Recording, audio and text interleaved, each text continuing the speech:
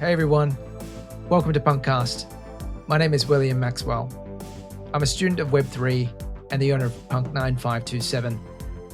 CryptoPunks are 10,000 uniquely generated characters stored permanently on the Ethereum blockchain. No punk is the same. This is a show dedicated to celebrating the punks behind the punk.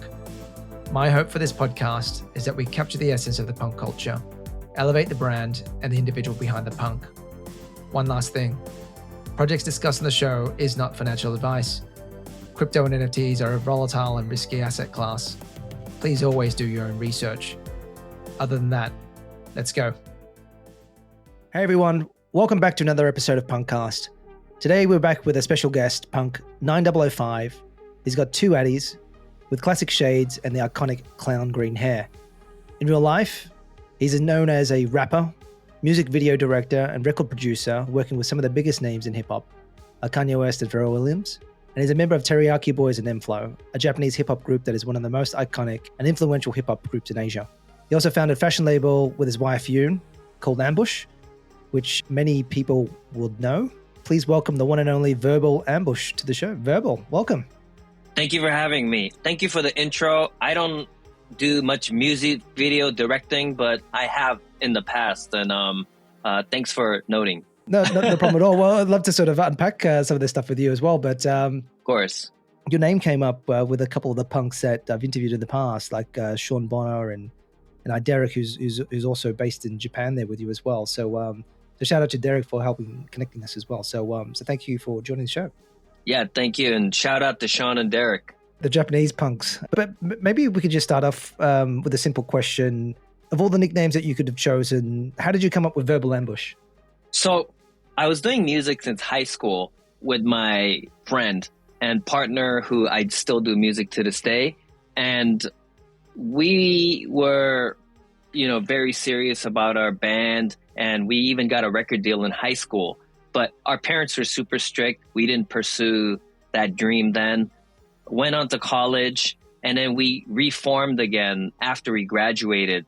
By that time, my friend Taku, who we did the group m-flo with, had already began his career in the music industry. And he asked me, can you just lay down a verse for old time's sake? And I was like, cool. And then when we did, we had this great song, but he was just like, okay, cool. But what do you want to call yourself? Are you just going to go with your real name? And then I just came up off the top of my head. I'm just like Verbal, and it just stuck with me. Yeah, that's cool. I guess Verbal Ambush sounds like it's a rapper's name, like you're ambushing people with a bunch of your words, right? Well, that just became a moniker because Ambush is the brand name that I subsequently began with my wife and partner Yoon. And because my rapper name is Verbal, that just became my like a Instagram name, Twitter name, and then together it sounds really aggressive, like Verbal Ambush. But it's maybe it's almost like ASAP Rocky kind of thing, right? Like putting ambush. So I don't know. It just kind of goes together, and yeah. No, that's cool. It's definitely unique and definitely yours. Maybe you could start us off with learning a little bit more about your background and history and sort of everything leading before your sort of crypto journey. Yeah, I'd love to sort of hear it. Sure. So I began my creative career as a rapper in 1999 in Japan. So as I mentioned, this was after I graduated college. When I went to college, I was not doing music or trying to pursue anything in the creative space. I was a business and philosophy double major. So I had a brief stint in the finance industry after I graduated. But after I came back to Japan, I, started making demos with my friend Taku, like I mentioned earlier. And then the group m-flo began. And we came out with a record in 1999, first album in year 2000. And, from the beginning, it was a wild ride. It just took us everywhere. We started releasing albums every year. And that kind of led me to be involved in another group called Teriyaki Boyz, which was with Nigo and 3 other MCs. And Nigo, as some of you may know, he is the creative director for Kenzo, the brand. And he's the guy who started Bathing Ape, and now he's doing Human Made. So he has always been in music as well as fashion. So when we began the music group, Teriyaki Boyz, he was able to garner a lot of, attention, not just in fashion, but with the music producers internationally, because back then his brand was really making noise globally. So, that brought Pharrell into the mix, Kanye into the mix, Daft Punk into the mix. And, before we knew it, we were churning out songs. And one of our songs called Tokyo Drift, took us globally. And so that was a wild ride for sure. And as I was pursuing my music career, we started, playing around with design ideas, me and my wife, Yoon, with whom I was already doing a design team with. And our brand Ambush sort of organically happened when we started giving away these pop jewelry pieces that we made for fun, that I wanted to wear on stage, that I just wanted to give away to friends just to share our creative ideas and creations. And one thing led to another. We started sending out packages out of our apartment. And then that got crazier and crazier. So we rented out an office space from where we were sending out the packages. We got a lot of wholesale accounts, not only in Japan, but internationally, when all the artists and, talents from all over the world who traveled to Japan and picked up these pieces started rocking them. So, you would see like Kid Cudi, Pharrell, Rihanna, all wearing them on media. So that caught the attention of the buyers. And before we knew it, we were kind of, doing collections. Jewelry led to ready to wear. We started showing in Paris Fashion Week. And first it was just a little project out of our office space, but it bloomed into Ambush as a company in 2015. So since then, we've been doing collections. So between my music career and fashion, I was also really, really into tech, namely into the virtual reality space, where, I was really, really enamored with the idea of performing in like a game environment, if you will, right? So the way I got into that was through mocap suits. So I was using motion capture suits to control my avatars on stage when I was performing. And I thought that was the coolest thing. So I had this motion capture suit rental company in 2012. That kind of segued me into, the idea, like I said, of controlling avatars in like a virtual space, like a metaverse. And we were like, yeah, that'll be cool if we can invite people to come check out our show in a, gamified, fantastical environment. And that was around 2016, 2017. And, by the time we were ready to launch, the pandemic hit. So we really had to do these shows in the metaverse. And then that's around the time when I got into NFTs and got into the crypto space, like all the whole Web3 scene, if you will, when I realized that if you have an NFT, you can token gate people into special rooms. You could put wearables on top of it and so forth. So for me, I kind of got into it from the utility. And I've been just into it ever since. Wow, what a sort of career and journey. There's so many elements that I sort of want to go a little bit deeper and unpack with you, but maybe we could sort of break things out. Sort of college, I think you've got another pocket around rap and your music career, another successful sort of stint in sort of fashion with Verbal, and then obviously your transition to the Web3 metaverse play as well. But maybe just to go back, to your early college days, I think you sort of mentioned you studied philosophy and finance and stuff like that. I just wanted to sort of understand, like, I'm coming from a bit of an Asian background as well. Grew up in Australia, cultural barriers and differences and stuff like that there, but obviously influenced by Western culture as well. So, how did you sort of find moving to the US, studying in the US from Japan? I mean, like, how would you sort of find yourself? Are you're Korean, Japanese, and when did you sort of move to the US at that time?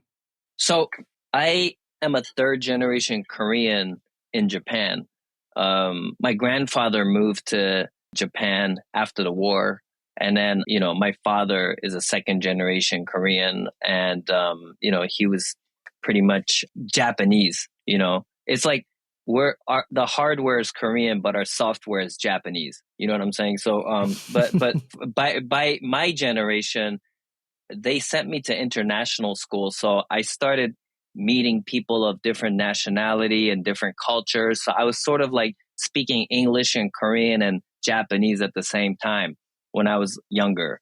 And with that environment, my parents, especially my mother, was really, into the idea of getting myself educated in an international setting. So she really wanted us to go, abroad to study. So, it was kind of like a natural progression for me to go to college in the States. But going back to the music and the creative aspect, I was always into art.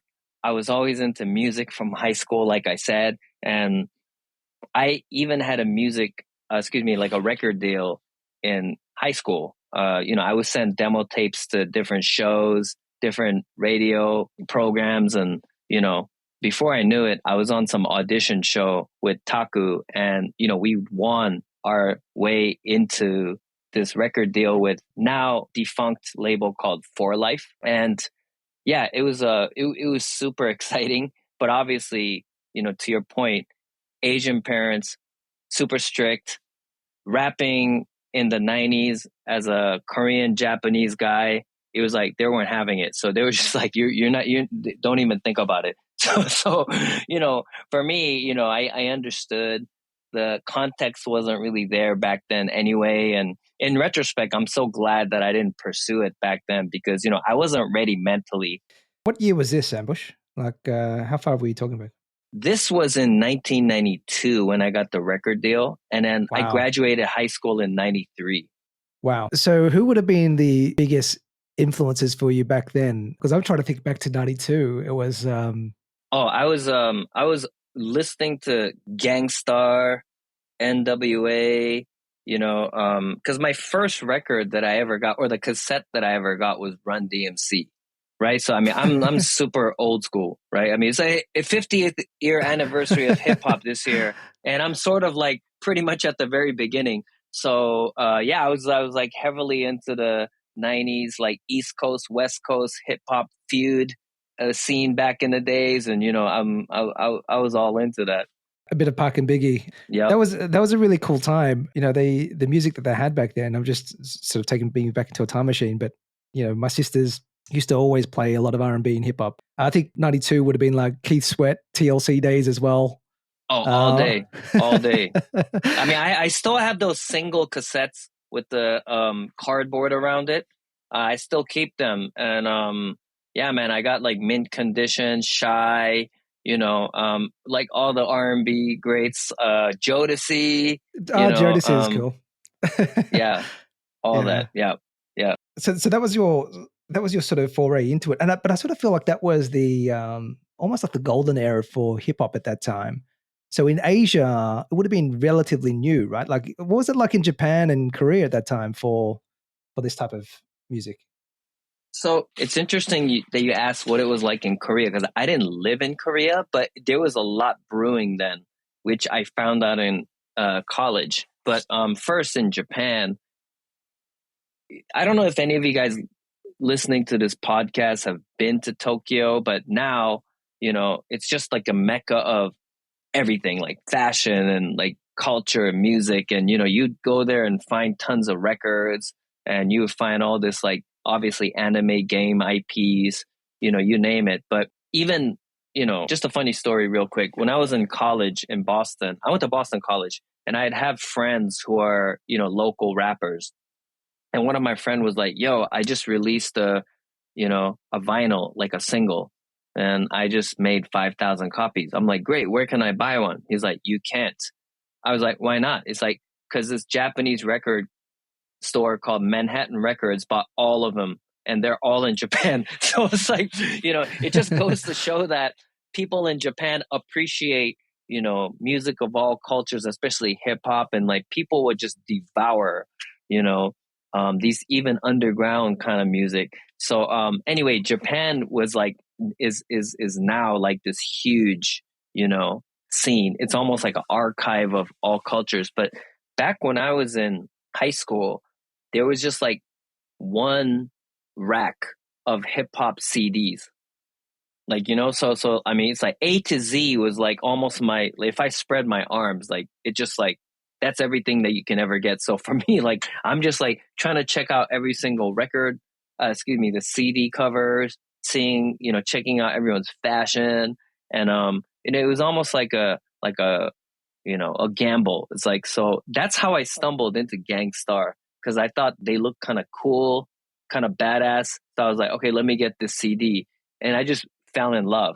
And that's how I was choosing music. Back then, it was like the golden era, but everything that I got, I felt was like, it was all good. There was no like bad records, and everything was very inspirational. And so, like, I think I can't remember what book it was. I think it might have been one of Malcolm Gladwell's books where he starts talking about, to get good at something, you got to chuck in 10,000 hours.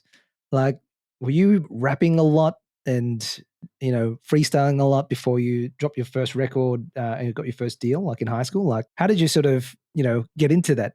So I was obviously really, really into the rap, but back then it was very, how would you say it? Like, there was a lot of racial tensions going on in the States. So it was very cultural. The music was very Afrocentric.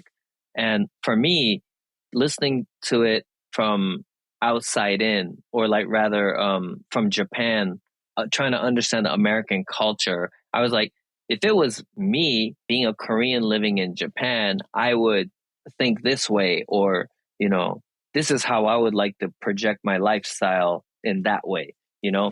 So there's the cultural side of me that writes something a little bit conscious. And there's like braggadocio side of me who talks about, girls and partying and stuff like that. So, so I would start writing lyrics for fun. And then that's when my to-be partner of the group, Taku, was like, hey, we're going to do this show at the dance party, which we had like once every 2 months in the cafeteria of the school. He was like, yeah, you should just jump in and rap for us. So I was like, cool, because I had all the lyrics that I wrote memorized by heart. So I was just like, yeah, I just like would do that. And then that just, set us off. Like we would just enter all these battle of the bands and like, those high school band competitions and stuff like that. We would do that. And like I said, I would send demo tapes to all these like TV shows and radio shows, and people would pick us up. Like I would go to those event offices, event companies, and go up to CEOs, and it's like, hey, you should book us. And it's like, oh, I need a demo tape. He's like, I'll just rap in front of you, and I just rap in front of them, and then they're like, oh shit, and then they would just book us at these events, and it was wow. I mean, I would never do that now, but like back then I was super hungry. Sometimes I had to rap to anybody anywhere, and like and so that was in high school. I was like 16 or 17. That's crazy. Well, how did you feel about rapping and being Asian? Did it stop you from anything or prevent any boundaries? Because I remember when Eminem came out of the scene and he was like the first, well-known sort of white rapper, and that was sort of a big thing. Did you sort of feel any difference being Asian in the US rapping and trying to build something? So I was in Japan, and the immediate wall that I hit was I was rapping in English mainly, and I wasn't aware of this Japanese hip hop scene, or if there was, it was very small. So being in high school, the only access I had to hip hop music was American. So I would rap and write in English, and it would reach like a certain amount of people. But then in order to, gain traction or for people to understand, it had to be in Japanese. So first of all, it was the language barrier. Then there wasn't as much understanding or like foundation for people to understand this culture yet. But what really, really got this culture going was this big dance boom in the early 90s. So there was a show called LMD Dada Dance Koshien. Koshien means like, high school baseball. So it's almost like a high school dance competition. So these like TV shows would host these auditions for young dancers, usually played a lot of hip hop. So hip hop music was heard on like major airwaves, like on major TV networks, but I don't think people really knew what they were listening to. So there were these kind of disconnected, spotty influences of hip hop in Japan, but it wasn't as mature for like a young Asian rapper to, create a career out of, if you will. I didn't really care back then. So I thought we made the best music and we thought we're the hottest shit. So we we were just making demos after demos. But yeah, like I said, it was very, very premature. And also with my parents being super against it, we just decided not to pursue it back then. Yeah. In Japan, like I think Japanese culture from the outside looking in seems very conservative, right? The lyrics and the songs that you were singing in Japanese, were they controversial at all? Because I think when you listen to the American sort of, West Coast, East Coast gangster rap, I mean, some of that's a really, controversial, badass lyrics, right? That could sort of stir up a lot of feathers. But what was it like, trying to break through in Japan culturally as well? I mean, was there anything controversial about some of the lyrics you were singing, or was it sort of more about girls and partying? So for me, when I listened to American hip hop, it was like a window into the American lifestyle, because now kids check out social media like Instagram, or like, they would check out all this, news online, and they could see what people are into culturally from all over the world. But back then there was no means of that. I'm from the VHS, CD, vinyl, cassette era. So the only way for me to get information was through music, through subscribing to American hip hop magazines and stuff like that. So yeah, back then, I was just like, wow, okay, that's what's going on in the States, right? But for me, it was more about the artistic delivery of the music that was really inspirational for me. So the way people would rhyme, the way people would flow on certain types of beats, and then I would superimpose my thoughts and my ideas in a similar fashion, because it was just, everything we were doing was new. There was no, reference point, if you will. So we were just kind of creating as we went. Yeah, that's cool. And if you go back to your college degree, like what did you actually study again? You were studying philosophy and ended up in finance? Yeah. So I entered Boston College majoring in business, mainly in marketing. And then during that time as well, it sounded like you studied and did your degree because you've got Asian parents, and as good Asian parents do, they want the kids to get an education.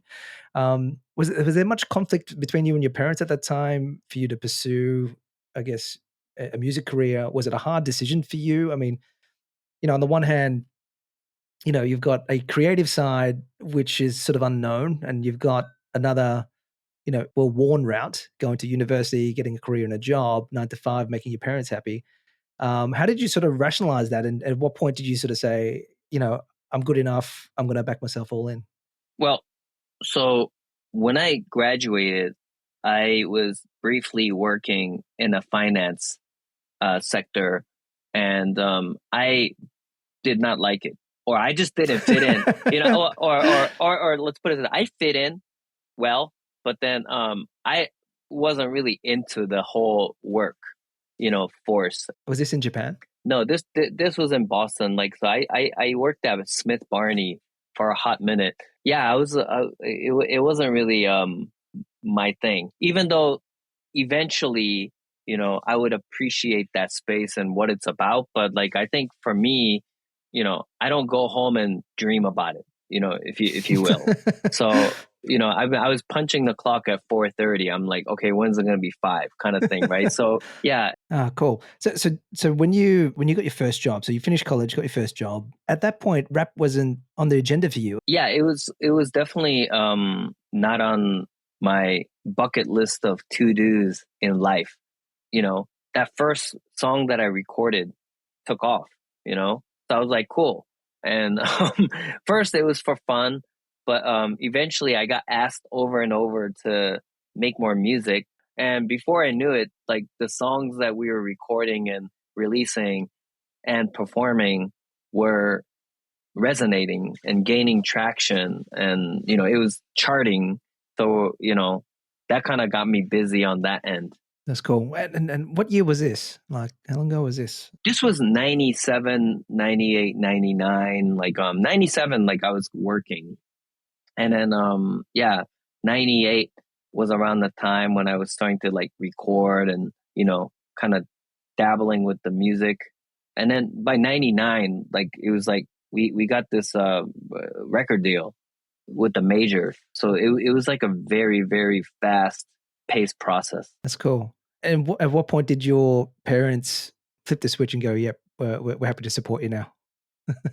It wasn't for a while. It wasn't until about like maybe 2006. Oh, right? wow. Because for them, they were kind of embarrassed that I was doing music. They were like, oh, I told everyone that my son was going to be whatever. Like, I don't know, And he's like, he's rapping. It's like, how am I going to explain? How are you eating? And like, how do you plan your life with that? And then by that time I was dating Yoon from, who I met in college, and she had moved to Japan, so that we could begin this creative unit, like this design team. So for them, they were like, oh, like you're like rapping and you're bringing your girlfriend to Japan and doing design, and what the hell are you doing? Kind of like, so that was their kind of vibe. They were just not really understanding what I was trying to do.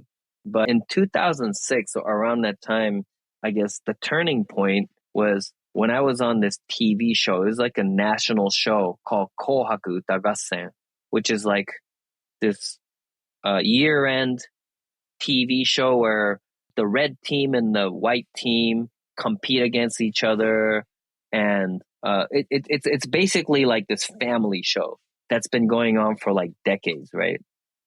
Almost like half century now. And we got this opportunity to get on that show. And that's when my parents were like, my kid made it. So that was like, so from that point on, they were like super rooting for me and really happy with me. So like, because they thought like, because I was on that show, I'm actually legit. That's such an awesome story. I'm sure they'd be super proud of you. So transitioning to sort of Ambush, and I was just doing a bit of Googling, but I think you said you started off, experimenting and making bits and pieces of some jewelry, things that you would want to wear for yourself and just hand out to friends and stuff like that. What we did was, hey, let's make these gift pieces that we can wear as well as, gift to friends. And we started making them with, different types of metals, and we would paint over them. That was the birth of the POW rings, the colorful painted POW rings. And that was around 2006, 2007. We were kind of giving it out to friends who were, DJs, artists, contemporary artists who are just creative in Tokyo, as well as people who are traveling to Tokyo. This was around the time when a lot of people were, coming to Japan, and there was a lot of synergy going on. Like, people were experimenting with music and fashion and, tech as well. So it was a very exciting time. And I met a lot of people that I'm still friends with to this day around that time. So I would, give them out to people like almost like a business card. It's like, hey, check this out, And then soon after, I would find people wearing it on media and in shows in the States and, all over the world. And that's how subsequently we started getting orders for the To Be Ambush. This was 2008. So this was just when we decided to call this brand Ambush. Yeah. That's early. And then how did you get onto Pharrell? I'm a huge Pharrell fan, like sort of grew up with his music and the like as well. He's such a cool dude. Yeah. So I met Pharrell through Nigo, officially. And prior to that, they came to Japan as NERD. Yeah. So I went to go watch their first NERD show in Tokyo, but I really got to communicate with them, developed a friendship through the Teriyaki Boyz recording with Nigo. So he produced many songs for us, including Tokyo Drift. So yeah, we would be in the studio. We would communicate about obviously music and fashion and everything culture. He was really enthralled with the world that Nigo created. Being able to witness that back then was amazing. But to be able to work with him directly was an honor, and it's kind of developed my artistic senses to this day. So I really appreciate the opportunity that Nigo gave us, and yeah, we first began by making music together. That's super cool. And I can sort of see a lot of similarities between you both as well, right? Because seems like he's got a very strong presence in both obviously hip hop music and culture, but also in high end fashion as well, right? He's been doing a lot of stuff with some of the biggest brand names like LV, and I think he's doing some stuff with NFTs as well, with doodles and things like that. So seems like that you guys are sort of crossing over in many different sort of aspects of music and fashion, which is really cool. Yeah, he's the way he works is very inspiring. I mean, he's the first guy I've ever met who didn't write lyrics on a piece of paper and go into the booth. So he would just like land in Japan, come to the studio, tell us about this track, and he goes, I got an idea. Goes into the booth, he starts freestyling, done. I was like, what?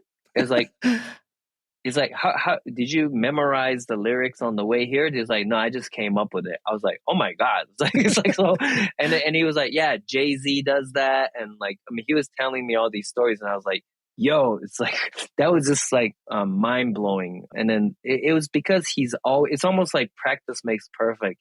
He's always doing music, making music. He always has music with him, always vibing to it in the car or like having people listen to it. Yeah, he's always a student of culture. That's why he's able to galvanize so many talent around him and energy to be where he is. Yeah, it's really interesting. I mean, just to sort of see, the open mindedness of people like yourself and obviously Pharrell as well with NFTs, right? I think LV seems like they're moving into NFTs, and obviously he's been doing stuff with Doodles and some of the things that you've been doing with Ambush as well. And I've noticed sort of you've got a Web3 Ambush version with some NFTs that have been launched, and then obviously Silver Factory. Do you want to talk about that a little bit and how they sort of interrelate? Sure. So, like I said, I'm a super noob in this scene. So I just kind of stumbled into this space because of the utility. I didn't know what this whole crypto space was about.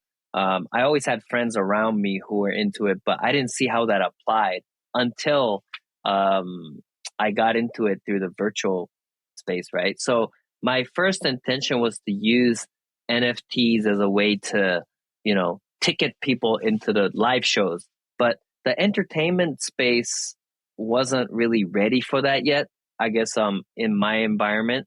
So instead, I was like, hey, why don't I make like an access pass for the fashion audience so we can bridge fashion and Web3? So that's how I came up with the Ambush POW reboot and Ambush POW Glow in the Dark, which were the first two collections that we dropped back to back in February and March of 2022. So it was a way for us to have people in fashion get to know about NFTs, because that was like the big topic, right? Everyone's like, what's NFTs? What's metaverse? And I was already really, really into that space and excited to build and introduce to the fashion community. So I was like, okay, I'm just going to jump in. And then with Yun, and we're super excited. So we did that.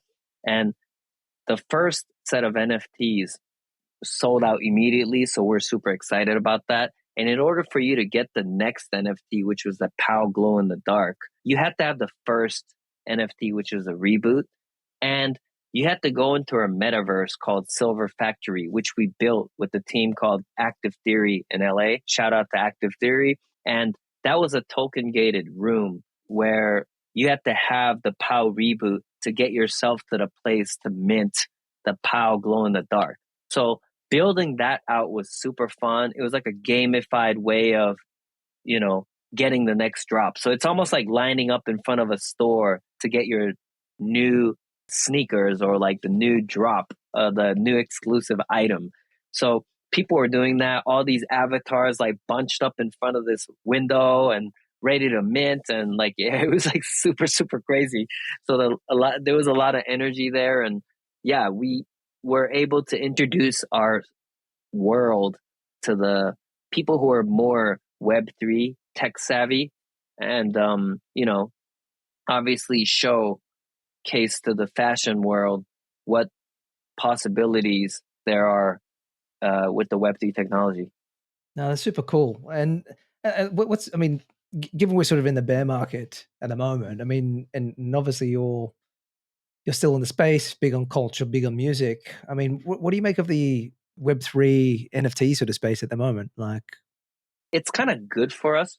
The reason why is because when we first launched, I was super naive. So like I said, we were excited that everything sold out quickly. We're like, wow, amazing. This is like so much traction, so much excitement around it. But also with the excitement and fast-paced nature of the space, people were fudding on our Discord, right? They were just like, yo, why isn't it like 100xing? Like, yo, this is a ripoff. This is a rug.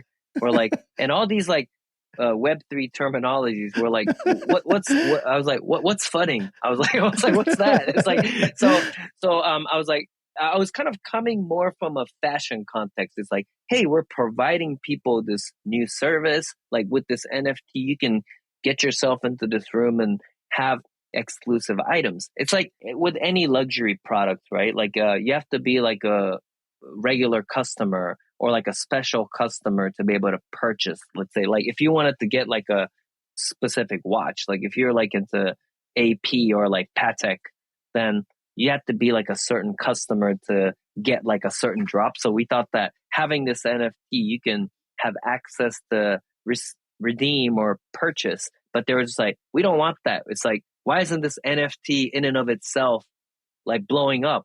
So we're like, okay, I get it. It's like when we drop our ambush Nikes, people flip. There are people out there who do that.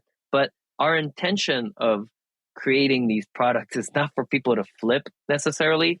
But I was like, okay, I get it. So eventually I started understanding the space more. But, Q3, Q4 of 2022, like it was just like, lots going on, FTX happened, like, yeah, it was crazy time. So by the beginning of this year, when everything was kind of settled down, we were able to sort of focus more on community building and using the Web3 technology to sort of accelerate the opportunities in the fashion space, which I have always wanted to do.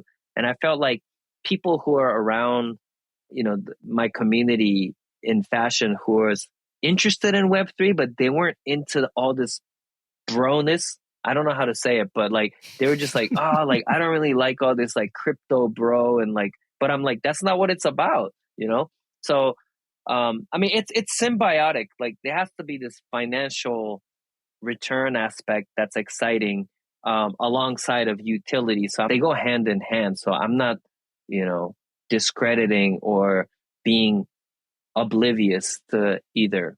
But I think by this beginning of this year, it was easier for people to kind of hone in on the technology itself and of course the different opportunities that come with it. And then one thing as you mentioned, Louis Vuitton was dropping the trunk NFT, which was cool. Last December, I had an opportunity to sit on panel with Alexander Arnault, who's the CEO of Tiffany's, and he was quite clear on the fact that as a LVMH, they have to be very careful because they can't make mistakes, right?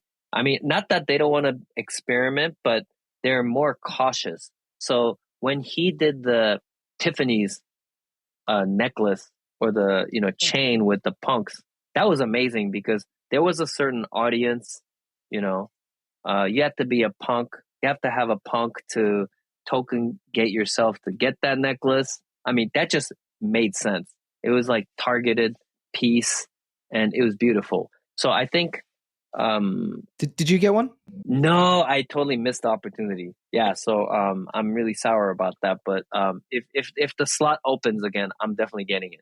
But that was a really good foray, or like a segue for him to create between the Web3 and the fashion space. So anyway, going back, yeah, for us, we're still, marching on and looking for new ways to kind of build in this space. And we're just excited. We're building products, leveraging the Web3 technology, and, kind of introducing it more and more so that our customers are kind of accustomed to it. No, that's cool. And love to sort of see that, you're getting into it at the grassroots level, right? Like you're in Discord and you- you're observing and figuring out who's the legitimate sort of players in the space, which I don't think a lot of brands spend the time to sort of do. Because I know you've sort of done stuff with Bright Moments and stuff with Ledger and things like that as well. But maybe just going back a little bit, what was your first NFT? Do you remember what that was? Yeah. So it was it was around the time when I was just getting into it, and it was Daniel Arsham's piece on Nifty Gateway. It was May of 2021. So I didn't know anything about NFTs, what to get first. I was listening to a lot of podcasts, but all these names and artists just flew over my head. I didn't get any of them. So I was like, but Daniel told me that he's releasing an NFT. So I'm like, cool. I know Daniel and what he does physical work wise. So let me get his NFT. So I got his eroding and reforming bust of Rome. Cool. And and it was an edition of like 670 or something like that. And then I got one of them, and that was my first NFT. Cool. Daniel's an awesome artist. And do you collect art and other collectibles in real life? Like, are you a big collector? Yeah, so I'm really into contemporary art. I'm just a collector in general, like sneakers, sunglasses, old toys, and sculptures and stuff like that. But yeah, I collect art.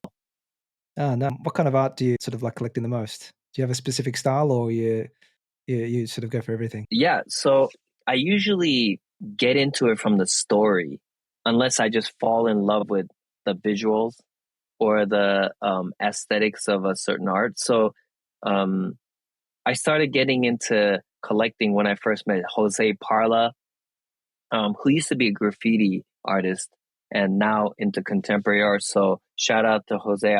I started getting into collecting from getting Jose's art. I got into Joan Cornelia's pieces because of his kind of dark humor. Started collecting his sculptures and stuff like that. Some Japanese artists like Hiroshi, because I was a skater back in high school. So he uses skateboards as a media to create his sculptures. So I collect Hiroshi, Noguchi Tetsuya. His themes are like samurais and old Japanese aesthetics juxtaposed with modern items or modern themes. So that's really fun. So I again, that's a sculpture as well. Ikeuchi, Matsuyama, but I also collect like some older or more like, I guess, not as pop art. Like I would collect like Jasper Johns, and anyway, like yeah, I just Nice, I'm into yeah. nice. And it's just moving on the conversation to CryptoPunks. Like, how do you view CryptoPunks, and are they art or collectible to you? Like, how do you sort of see them? So with my journey in studying NFTs, I obviously CryptoPunks was like a grail.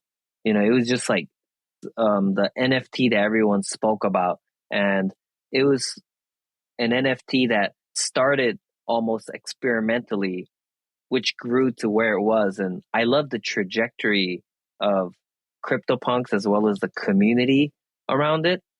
So, and it stood out amongst the other NFTs in a way that, I see in retrospect.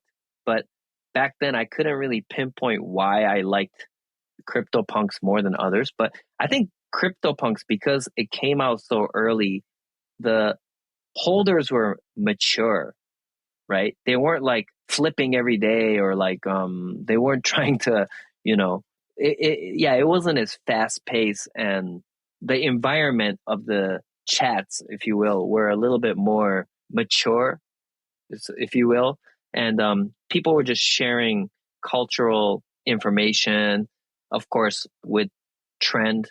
Well, they would meet in different parts of the world and stuff like that. So it was just very, very interesting and seemed very sophisticated.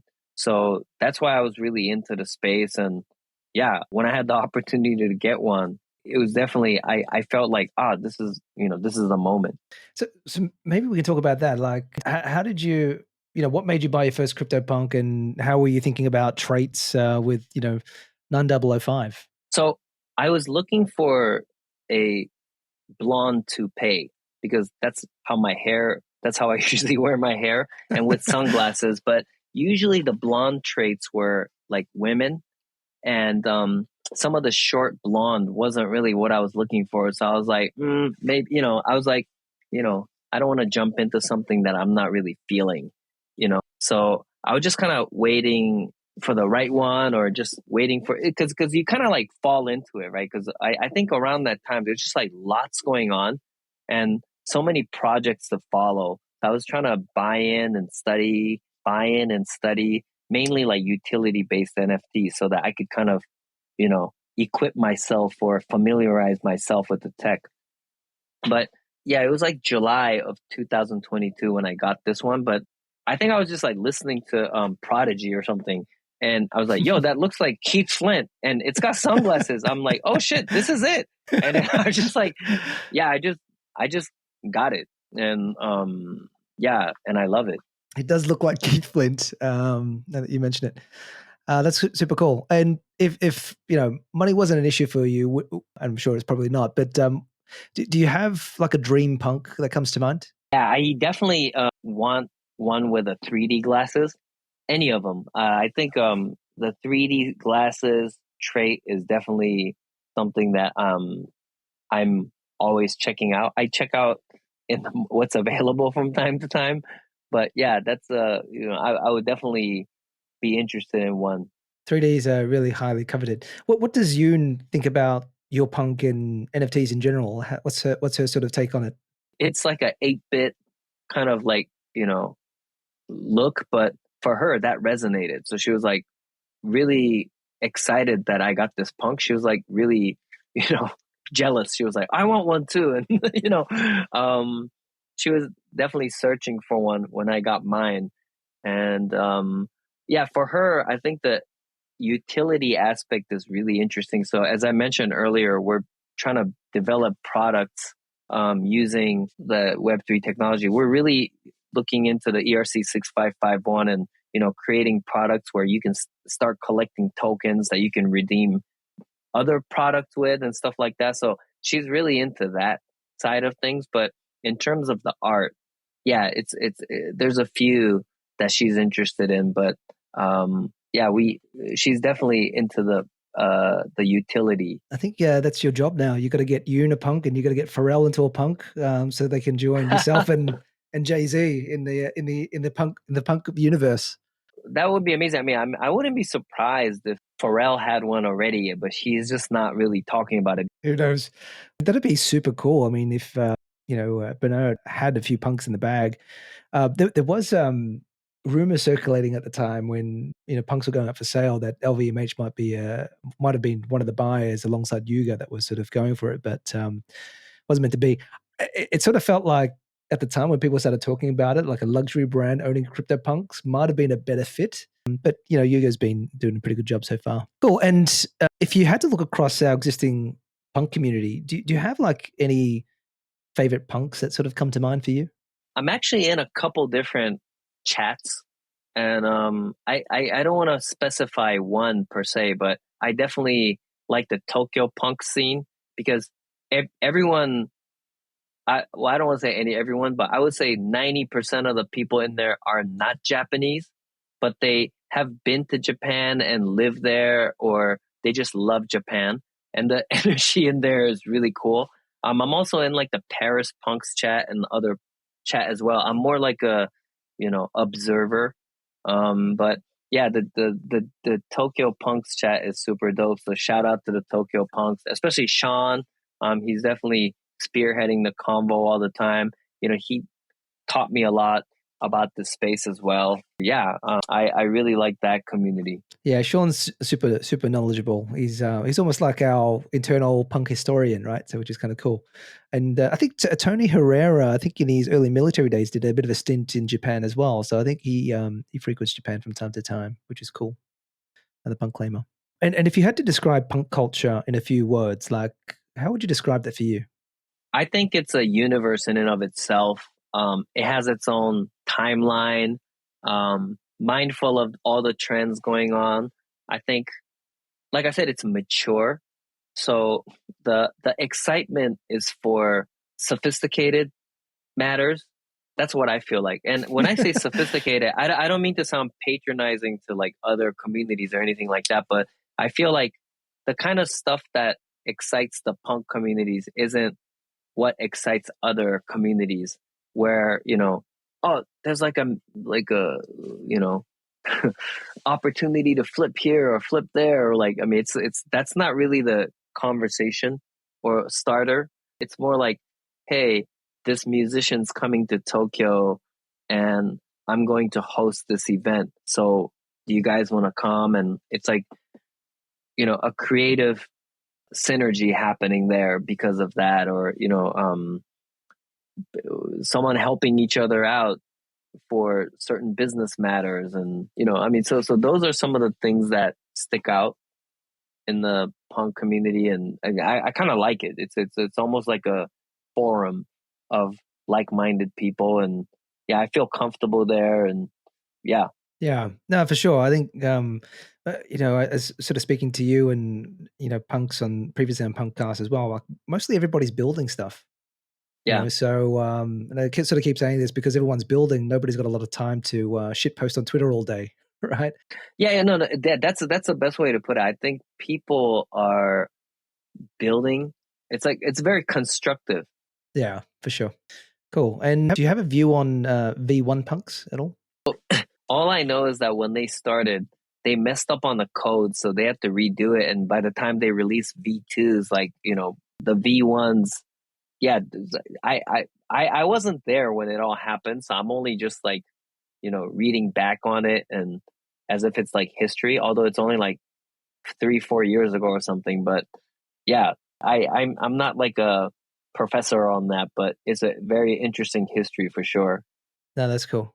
Sean Bonner's got all the history and he's developed a wiki. So if you're interested, you should definitely sort of check that out. Yeah, and he's also coming into town with DJ Muggs, who's a producer of Cypress Hill, and he's releasing Soul Assassins. I'm a big fan of DJ Muggs too. So Sean working with him on music projects. So he's super creative, super knowledgeable, and yeah, I definitely have to ask him about that history. Yeah, Sean's got such an interesting history. I didn't ask him or dig in deep enough on the podcast that I had him on, but he was around early days of Twitter. He was hanging out with Tim Ferriss and those guys in the early days, in the early internet days as well. So he's had a super interesting sort of background as well, and very well connected in the music and art space. Yeah, he also, shout out to him because during NFT NYC last year, I had a mutant ape, but I didn't have a bored ape, and I didn't know how to sign up to go to the